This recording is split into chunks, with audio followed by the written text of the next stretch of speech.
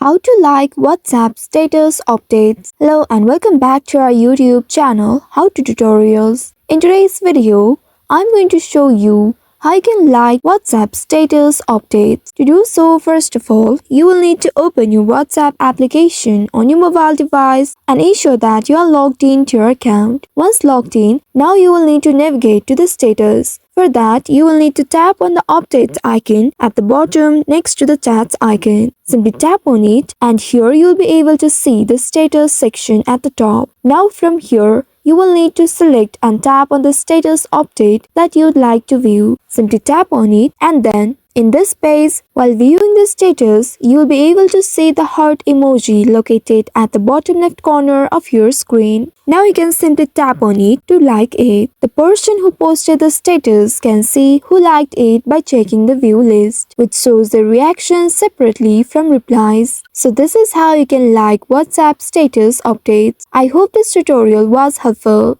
If yes, don't forget to like, share and subscribe to our channel.